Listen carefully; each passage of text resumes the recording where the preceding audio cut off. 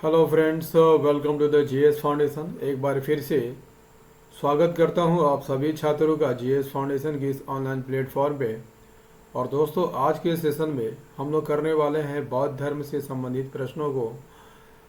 Most important 15 question यहाँ पर cover करेंगे दोस्तों, जो जेटेट एग्ज़ाम के लिए काफ़ी महत्वपूर्ण क्वेश्चन है।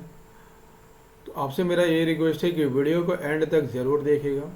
यदि वीडियो अच्छी लगे तो एक लाइक कर दीजिएगा, अपने दोस्तों के साथ शेयर कीजिएगा, और यदि आप भी इस चैनल पर नए हैं तो चैनल को ज़रूर सब्सक्राइब कर लीजिएगा और बेल आइकन को ज़रूर प्रेस कर लीजिएगा।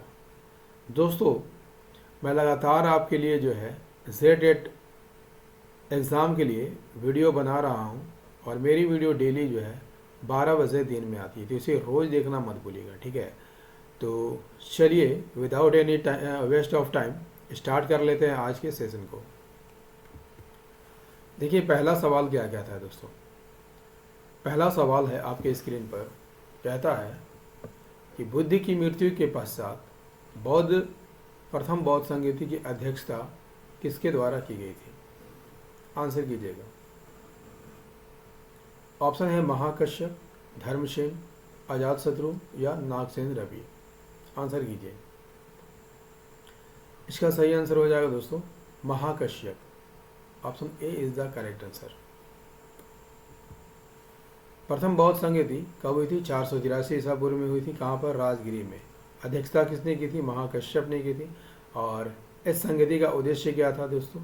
बुद्ध की शिक्षाओं को बनाए रखना। और पहली बौद्ध संगीति राजा अजातशत्रु के काल में हुई थी, जो कि हर्यक वंश का दूसरा शासक था, ठीक है। पहला शासक कौन था हर्यक वंश का? बिंबिसार था। कौन था दोस्तों? बिंबिसार था। बिंबिसार का पुत्र जो है अजातशत्रु होता है, ठीक है। नेक्स्ट कर लेते हैं। नेक्स्ट है गौतम बुद्ध का जन्म कब हुआ था? गौतम बुद्ध का जन्म कब हुआ था?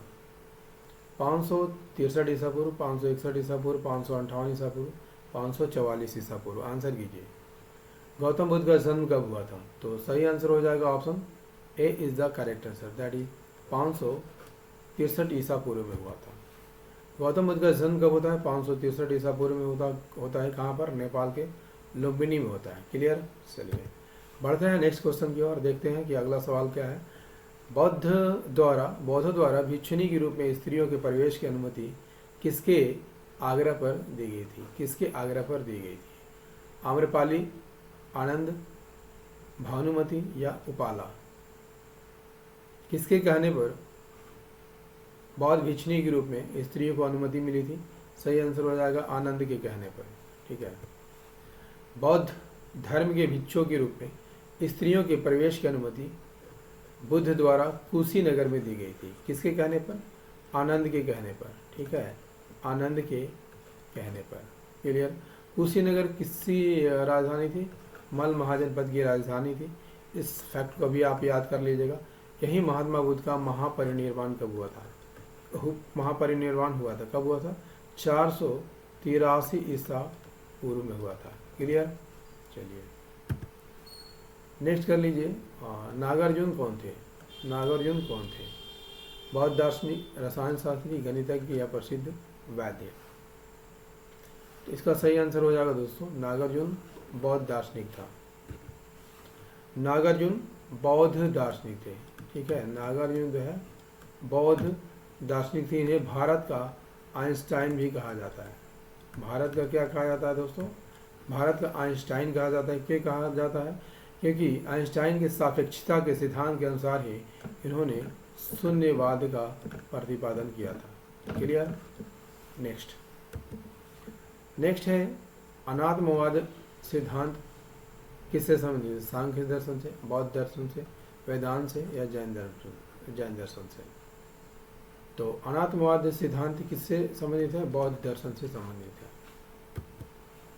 अनात्मवाद सिद्धांत बौद्ध धर्म का एक मान्यता है दोस्तों, क्योंकि बौद्ध धर्म के अन्य सिद्धांत भी है, जैसे अनित्यता का सिद्धांत। इसमें क्या है? भगवान बुद्ध ने अपने उपदेशों में बताया है कि दुनिया की सभी चीज़ें कैसी है? अनित्य है, यानी बदलती रहती है। अनिश्वरवाद का सिद्धांत भी उन्होंने दिया था, और क्षणिकवाद का सिद्धांत भी गौतम बुद्ध ने ही दिया था। चलिए बढ़ते हैं नेक्स्ट क्वेश्चन की ओर। बौद्ध और जैन धर्म दोनों में निम्नलिखित में से कौन सा तत्व समान है? आर्य सत्य, त्रिरत्न, आत्मा, अष्टांगिक मार्ग। दोस्तों सेशन को आप लाइक करते चलिएगा, ठीक है, लाइक करते चलिएगा दोस्तों, इससे मोटिवेशन बनता है। बौद्ध और जैन धर्म दोनों में निम्नलिखित में कौन सा तत्व समान है? तो त्रिरत्न यहाँ पर दोनों धर्मों में समान है। बौद्ध धर्म में त्रिरत्न कौन कौन है? बुद्ध, धर्म, संघ है। और जबकि जैन धर्म में सम्यक दर्शन, सम्यक ज्ञान और सम्यक आचरण। क्लियर? चलिए नेक्स्ट क्या कहता है? क्षणिकवाद का प्रतिपादन किसने किया? अभी अभी बता चुका हूँ दोस्तों, क्षणिकवाद का प्रतिपादन किसने किया है? तो बुद्ध ने किया है। Option A is the correct answer, that is Buddha. क्षणिकवाद का सिद्धांत बौद्ध धर्म से जुड़ा हुआ है। इसका प्रतिपादन भगवान बुद्ध ने किया था। भगवान बुद्ध का मानना था कि दुनिया में कुछ भी स्थिर नहीं है। क्लियर? चलिए दोस्तों कमेंट करके जरूर बताइएगा सेशन आपको कैसा लग रहा है, ठीक है, सेशन कीजिएगा तभी मोटिवेशन बना रहेगा दोस्तों, ताकि तभी मैं आपके लिए वीडियो बनाता रहूँगा। निम्नलिखित में कौन से शासक ने बौद्ध मत में योगदान नहीं किया था? हर्षवर्धन ने किया था, कनिष्क ने भी किया था, अशोक ने भी किया था, पुष्यमित्र शुंग ने नहीं किया था, क्योंकि ये कट्टर हिंदू था, ठीक है, कट्टर हिंदू था और इन्होंने काफ़ी बौद्धों को मार दिया था दोस्तों। पुष्यमित्र शुंग बौद्ध धर्म में योगदान नहीं दिया है, ठीक है। पुष्यमित्र शुंग ब्राह्मण जाति से रिलेटेड था, ब्राह्मण जाति से रिलेटेड था और शुंग वंश के संस्थापक थे। मौर्य साम्राज्य में सेनापति थे और अंतिम मौर्य सम्राट विदरथ की हत्या करके, ठीक है, शुंग वंश की स्थापना करते हैं। कब करते हैं? 183 ईस्वी में करते हैं, ठीक है। नेक्स्ट है अलारम कलाम कौन थे?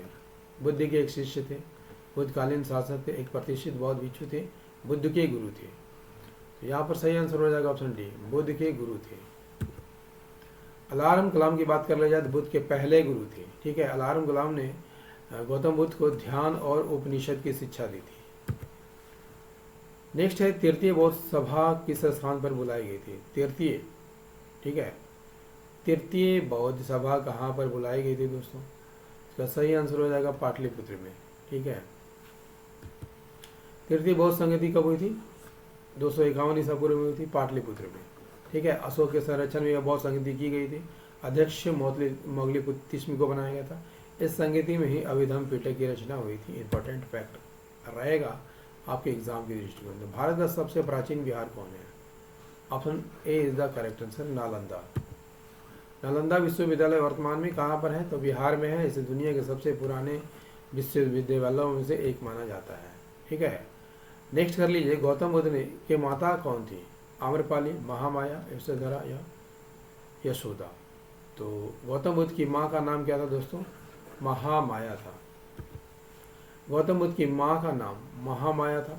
कोलीय गणराज्य से संबंधित थी और शाक्य कुल के राजा सुधोधन से विवाह हुआ था इनका। गौतम बुद्ध के जन्म के कुछ दिन बाद नहीं 7 दिनों बाद, ठीक है, उनकी मृत्यु हो जाती है। इसके बाद उसकी मौसी प्रजापति गौतमी जो है बुद्ध का लालन पालन करते हैं।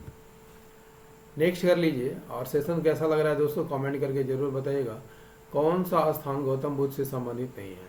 सारनाथ गौतम बुद्ध से संबंधित है, क्योंकि सारनाथ में ही बुद्ध ने अपना प्रथम उपदेश दिया था। क्या दिया था? प्रथम उपदेश दिया था, ठीक है, प्रथम उपदेश दिया था। इसे क्या कहा जाता है? धर्म चक्र परिवर्तन कहा जाता है। धर्म चक्र परिवर्तन कहा जाता है, ठीक है। बोध गया में इनको ज्ञान की प्राप्ति हुई थी पीपल वृक्ष के नीचे 35 वर्ष की आयु में, ठीक है, क्योंकि इन्होंने 6 वर्ष तपस्या की थी और 29 वर्ष में गृह त्याग किया था। कुशीनगर में इनका निर्वाण हुआ था। निर्वाण यानी मृत्यु हुई थी। कब हुई थी? 483 ईसा पूर्व में, ठीक है। और पावापुरी, ठीक है, पावापुरी जैन धर्म से संबंधित है, जैन धर्म से संबंधित है। और यहीं पर जो पावापुरी में ही जो है महावीर को, ठीक है, महावीर को निर्वाण की प्राप्ति हुई थी, मोक्ष की प्राप्ति हुई थी, ठीक है। पावापुरी राजगीर और बोध गया के बीच स्थित है, जैन धर्म से संबंधित है और भगवान महावीर को यहीं पर मोक्ष की प्राप्ति हुई थी। नेक्स्ट कर लीजिए दोस्तों, निम्नलिखित में से किस बौद्ध ग्रंथ में संघ जीवन के नियम दिए गए हैं? Option B is the correct answer, Vinaya Pitaka में। बौद्ध संघ के लिए बनाए गए नियम का वर्णन कहाँ पर मिलता है? विनय पिटक में मिलता है। विनय पिटक जो है त्रिपिटक का पहला भाग है, ठीक है। 3 पिटक, विनय पिटक, सुध पिटक और अभिधम पिटक है। नेक्स्ट है, बुद्ध को ज्ञान किस आयु में प्राप्त हुआ था? तो किस आयु में प्राप्त हुआ था? तो इसका सही आंसर हो जाएगा 35 वर्ष की अवस्था में। गौतम बुद्ध को ज्ञान की प्राप्ति 35 वर्ष की अवस्था में मिला था। 29 वर्ष की उम्र में उन्होंने घर छोड़ा था। 6 साल तपस्या करने के बाद उन्हें ज्ञान की प्राप्ति हुई थी। कहाँ पर? बोध गया में, ठीक है। पीपल के पेड़ के नीचे इन्हें ज्ञान की प्राप्ति हुई थी। गौतम बुद्ध का जन्म शाक्य कुल में हुआ था। उनका बचपन का नाम क्या नाम था? सिद्धार्थ था। दोस्तों, बौद्ध धर्म का ये दूसरा वीडियो आपको कैसा लगा कमेंट करके ज़रूर बताइएगा। यदि सेशन पसंद आया हो दोस्तों तो एक लाइक कर दीजिएगा, अपने दोस्तों के साथ शेयर कीजिएगा, और यदि आप भी इस चैनल पर नए हैं तो चैनल को जरूर सब्सक्राइब कर लीजिएगा, बेल आइकन को प्रेस जरूर कर लीजिएगा। तो मिलते हैं अगले सेशन में, तब तक के लिए जय हिंद, धन्यवाद।